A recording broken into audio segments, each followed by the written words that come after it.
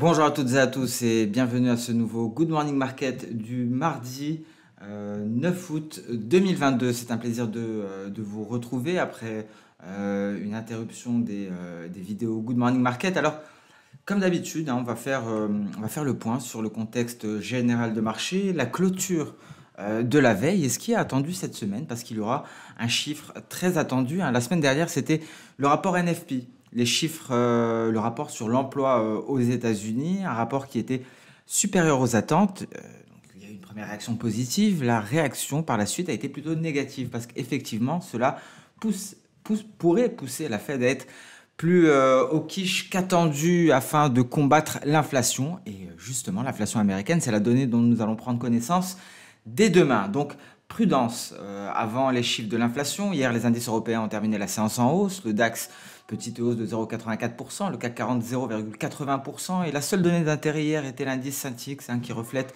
le sentiment des investisseurs, un indice qui s'est établi à moins 25,2. Le dernier relevé était à moins 26,4. Mais le sentiment a tout de même été largement soutenu hier. Et ce sont les données de la balance du commerce extérieur de la Chine qui sont venues apaiser les craintes d'une récession et qui ont boosté le sentiment de marché. À Wall Street, les indices américains ont effacé leur hausse du début de séance. Le Nasdaq a été largement sous pression hier et à présent la prudence est de mise avant les statistiques des prix à la consommation aux États-Unis, donc l'inflation américaine. Ces chiffres-là seront publiés mercredi, donc demain, dans un contexte où les chiffres de l'emploi supérieurs aux attentes ont poussé à la hausse la probabilité d'un relèvement de 75 points de base du taux des Fed Funds le mois prochain. Donc voilà pourquoi ces chiffres sur l'emploi américain ont, dans un second temps, mis une certaine pression baissière sur les indices. Sur le front des valeurs américaines à présent, la saison des résultats bat son plein. Hier, on a pris connaissance des résultats de Palantir, Nvidia, des résultats inférieurs aux attentes. Les deux sociétés ont abaissé leurs prévisions pour l'ensemble de l'année. On notera également les actions Meme Stocks. Vous savez, ces actions qui ont été ciblées par les traders particuliers de la communauté du forum Wall Street Bets. Et donc, c'est à nouveau, hein, ces mêmes actions, c'est-à-dire GameStop, AMC, Bed Bath Beyond, qui ont gagné jusqu'à 40% hier. Et donc, elles se sont clairement distinguées. Nouvelle attaque spéculative des particuliers du forum. Et donc, hein, à voir si cette tendance va se maintenir dans la durée. Sur le volet énergétique, on notera que le marché pétrolier est actuellement pénalisé par un regain d'espoir d'un accord sur le nucléaire iranien après la publication hier soir par l'Union européenne d'un projet dit définitif visant à relancer l'accord international de 2015, hein, dont notamment l'adoption pourrait permettre à Téhéran de relancer ses exportations de pétrole brut. Cela veut dire donc plus de pétrole sur le marché, ce qui actuellement pousse les cours du pétrole à la baisse. On peut le voir ici, les cours du pétrole qui ont donné H4 étaient aux portes de leur kit jaune en palier et se replient à l'heure actuelle avec un WTI qui repasse sous la barre des 90 $ le baril. Alors, autre nouvelle notable, on notera que la Russie ne coopère plus avec les inspections américaines de ses arsenaux nucléaires dans le cadre du nouveau traité de contrôle START. On notera par ailleurs encore des tensions géopolitiques. Le ministre taïwanais des Affaires étrangères qui déclare que les exercices militaires chinois préparent une invasion. Donc ça, c'est concernant les tensions géopolitiques. On notera également certains rapports qui ont fait état d'une explosion au centre de données de Google dans l'Iowa. On verra donc, hein, quel sera l'impact sur l'action Google en cours de séance à l'ouverture américaine. Donc voilà, hein, globalement, les différentes nouvelles dont nous avons pris connaissance. Et un point rapide sur les crypto-monnaies. Alors effectivement, on a pas mal parlé de crypto. On a pas mal parlé de l'Ether, hein, la crypto de la blockchain Ethereum. On notera que selon les analyses de Bloomberg Intelligence, l'Ether prend une longueur d'avance sur le Bitcoin et effectivement se démarque dans des indicateurs on-chain, notamment de par son volume quotidien, le nombre d'adresses actives et les utilisateurs du réseau. Alors, on est vraiment très optimiste, hein, quant à la nouvelle version, quant au passage du Proof of Stake concernant l'Ether, qui sera déflationniste et beaucoup plus écologique. C'est toujours prévu pour le 19 septembre et donc il y aura un intérêt institutionnel hein, selon les analystes et ça pourrait donc soutenir l'Ether et permettre ce fameux flipping, hein, c'est-à-dire le moment où la capitalisation de l'Ether va dépasser celle du Bitcoin. Donc c'est peut-être ce que l'on attend très prochainement, peut-être que l'Ether pourrait largement surperformer le Bitcoin. On en a pas mal parlé, ce passage du proof of work au proof of stake qui devrait mettre l'Ether sous les feux des projecteurs et donc créer un certain intérêt des institutionnels. On notera d'ailleurs que BlackRock, hein, qui est le plus grand fonds, le plus grand gérant de fonds qui gère 8000 milliards de dollars d'actifs, est partenaire à présent de Coinbase, hein, l'exchange. Et donc BlackRock va soutenir les institutions qui utilisent la plateforme Coinbase Prime pour gérer et effectuer des transactions en Bitcoin. Donc vous voyez, il y a de plus en plus d'intérêt. On se prépare à l'arrivée des institutionnels, une nouvelle vague d'arrivée des institutionnels qui sera peut-être favorisée par le passage du proof of stake. On notera donc que cette date du 19 septembre est très attendue par la communauté, mais attention, si ça venait à être repoussé, cela pourrait peser sur le marché des crypto-monnaies dans son ensemble, hein, avec un Bitcoin qui a déjà enregistré son pire mois de juin depuis 2011, en perdant 38%. Et Ethereum, lui, a connu des baisses plus profondes. Hein. L'Ether a perdu plus de 45%. C'est sa plus grande baisse depuis mars 2018. Donc après un mois de juin catastrophique, en juillet, on a beaucoup parlé du passage au proof of stake d'Ethereum et peut-être que cela va se concrétiser en septembre et peut-être qu'à partir de là, on va retrouver des couleurs sur le marché des crypto-monnaies. Donc voilà pour le point global. On va être un peu plus spécifique à présent, passer sur les indices boursiers. Donc voilà où nous en sommes concernant le DAX. Le DAX qui avait donc dessiné un double creux se redresse peu à peu et tente la sortie de nuage. Les cours tentent de sortir par le nuage. Le problème, c'est que nous avons ici une lagging span qui refuse de franchir la Kijun. Donc seule une cassure de la Kijun par la lagging span permettrait d'envisager une poursuite des hausses. Alors pour l'instant, on est vraiment à la croisée des chemins. Il faut une validation du signal d'achat pour envisager une poursuite haussière. En données H4, comme vous pouvez le voir ici, un double creux avec l'objectif théorique atteint au niveau du retracement de Fibonacci à 50%. Et ici, on est en train de stationner en dessous du retracement à 61,8% à l'ouverture du gap ici du 13 juin. Donc c'est un niveau très important. Et la cassure de ce niveau permettrait à la lagging span de franchir la Kijun en données journalières, ce qui permettra de valider plus largement le signal journalier et donc aller chercher d'autres niveaux, aller se hisser au-dessus. Tout d'abord, bien entendu, des 14 000 points et ensuite on a les 14 100, plus ou moins ce palier de SSB et pourquoi pas la borne inférieure du Browning Pattern, du biseau d'élargissement. Ici qui a déjà été testé à 2 reprises et cela s'était soldé par un échec par le passé. Donc voilà concernant le point technique sur le DAX, que ce soit en H4 où on va attendre un franchissement des 61,8% ou en journalier où on va attendre la validation du signal d'achat. On va attendre également le signal d'achat parce que effectivement les cours ne sont toujours pas réellement sortis du nuage. Le Nasdaq. Alors le Nasdaq bute également face à une résistance et pas n'importe laquelle. Alors ici on est vraiment à un point clé hein, concernant le Nasdaq. On le voit graphiquement. Vous voyez ici c'est moins 20%. Ça correspond à quoi ce niveau-là? Le niveau des 13 384 points.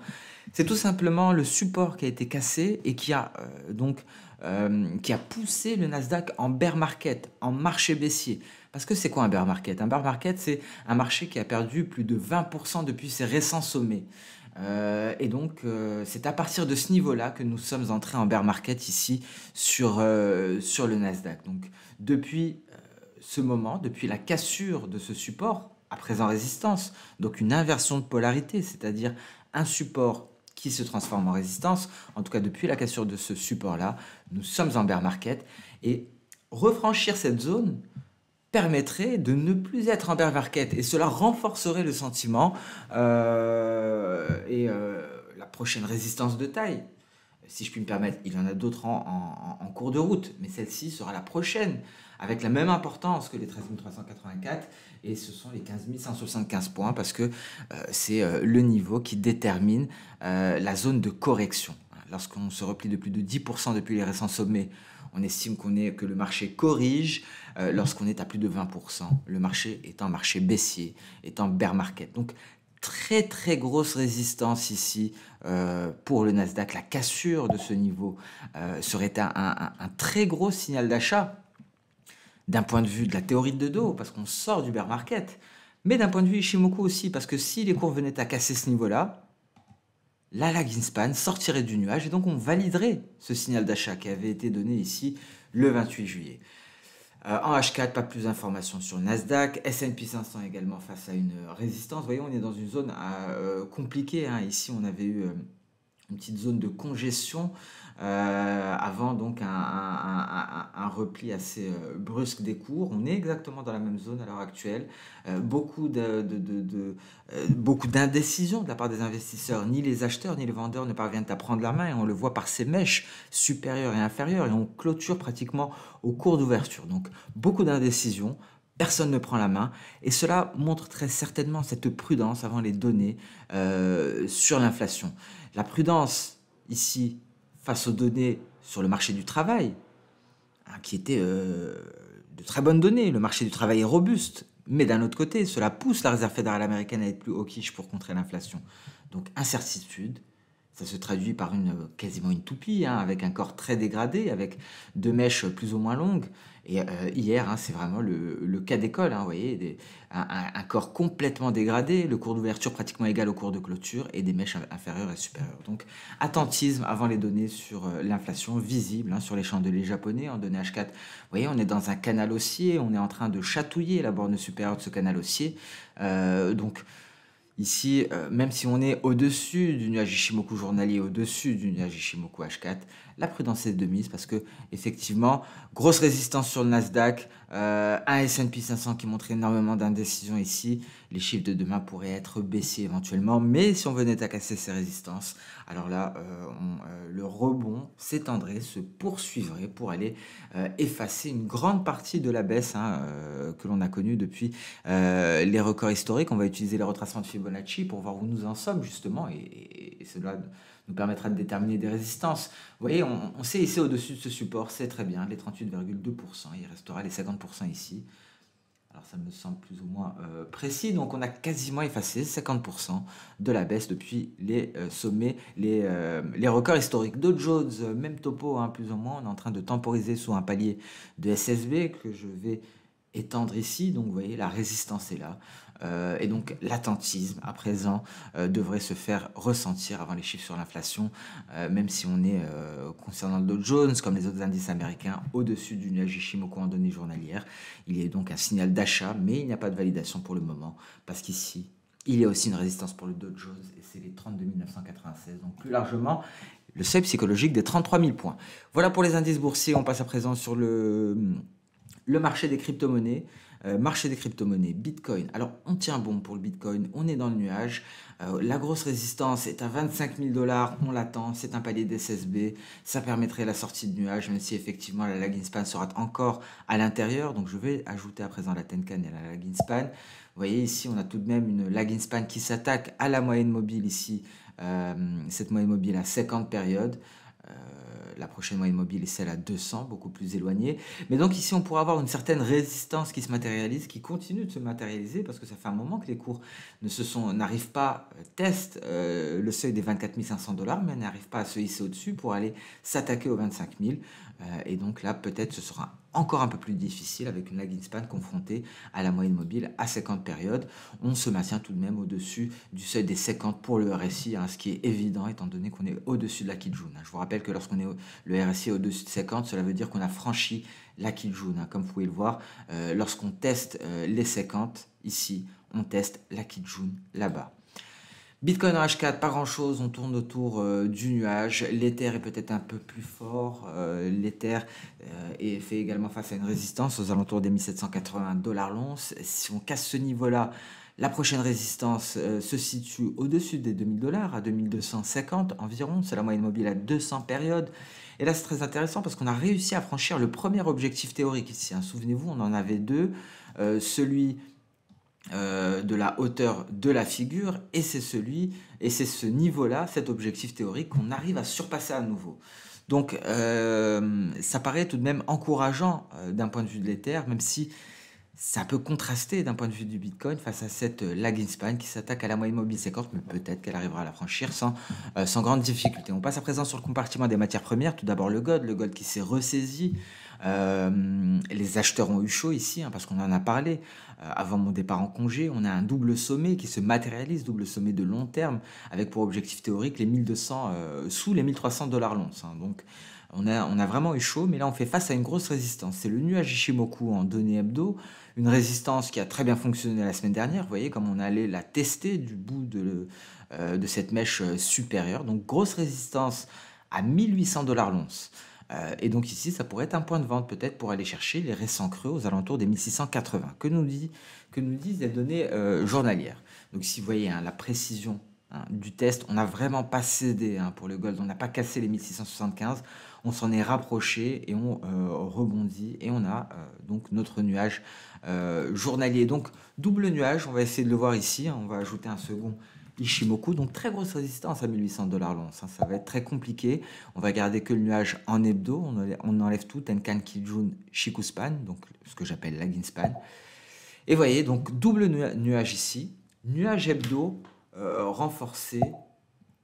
renforcé par un nuage journalier plus ou moins. Donc on comprend que ça va être assez compliqué pour le gold, un gold qui pourrait repasser sous les 1780, et ensuite les 1780, ce sera une grosse résistance, hein. Ce sera ce palier d'SSB ici. Donc le gold a tout intérêt à réussir à se hisser au-dessus des 1820 dollars l'once pour espérer étendre son rebond. Tant qu'il ne franchit pas cette zone, les perspectives sont baissières. À voir ce que fera le dollar américain après la publication d'hier, la publication de demain, pardon.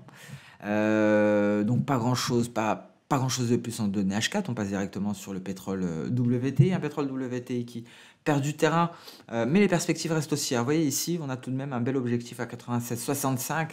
Le pétrole dernièrement reproduit donc des amplitudes plutôt similaires, hein, avec une plage de près de 10 dollars le baril. Et ici, on pourrait aller chercher donc les 96,65, dernier rempart avant les 99 dollars. Pour l'heure, on se replie, hein, suite à l'éventuel retour du pétrole iranien, suite à la publication du document de l'Union européenne. Donc, ici, on va chercher effectivement ici les 88, 50, voire 89 dollars. Je pense que c'est un bon point d'achat éventuellement pour une reprise haussière pour aller chercher les 96, 65. À suivre en tout cas, le marché pétrolier, hein, dernièrement est largement soumis à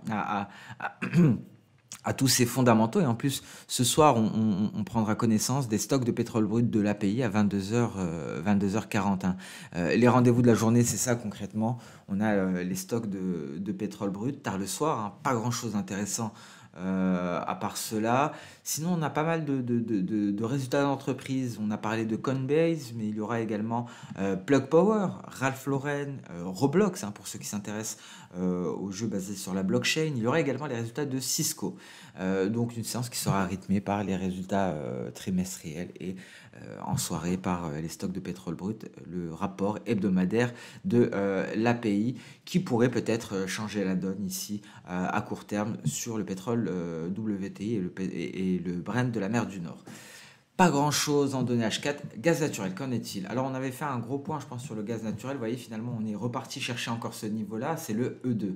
Je vous renvoie à mon dernier Good Morning Market avant le départ, mon départ en congé. J'ai vraiment souhaité faire un point détaillé, mettre en relation, faire une analyse intermarché, mettre en relation les différents catalyseurs en place, hein. À l'époque, on parlait énormément de cette turbine Samsung, on parlait énormément de Nord Stream 1. Il n'y avait pas de risque imminent à Taïwan, même si c'est un risque qu'on abordait énormément et on savait qu'il allait avoir une escalade, et on sait très bien que cette invasion aura lieu, ce n'est qu'une question de temps.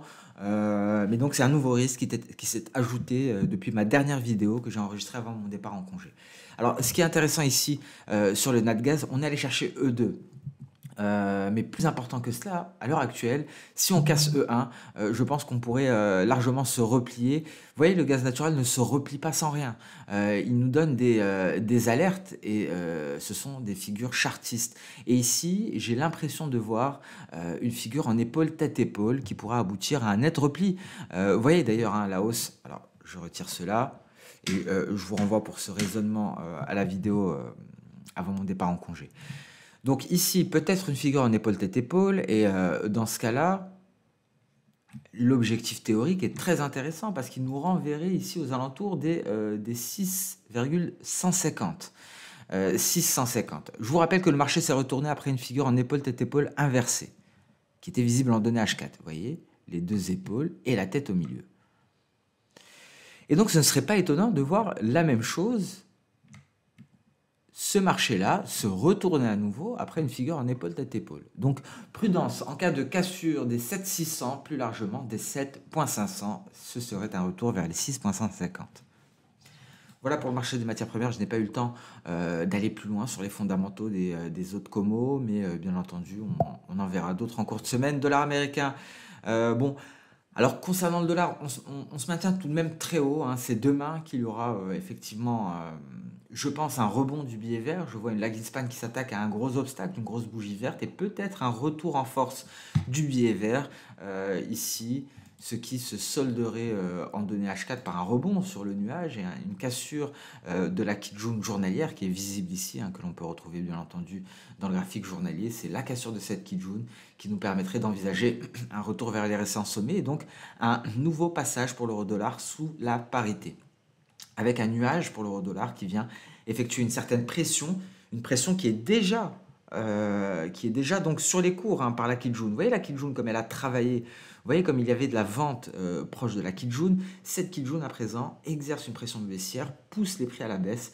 et le nuage vient en renfort également s'affaisser pour exercer cette pression sur les cours. Donc très forte probabilité d'un retour sous la parité, notamment avec également ici une lagging span qui va s'attaquer à de nombreux obstacles, les premiers étant cette barrière de chandelier japonais avant la Tenkan, puis la Kijun. Voilà pour ce Good Morning Market. On retrouve nos petites habitudes. Je suis ravi de vous retrouver. J'espère que ça s'est bien passé pour vous, que vous avez eu de belles opportunités de trading pendant mon absence. Donc, on reprend pour les vidéos, donc, comme d'habitude, les Good Morning Market tous les jours. Merci à toutes et à tous pour votre fidélité. Je vous souhaite une très bonne journée, un très bon début de semaine. On se donne rendez-vous mercredi, donc dès demain, pour le prochain Good Morning Market. Et ce sera le jour de la publication de l'inflation. Au revoir.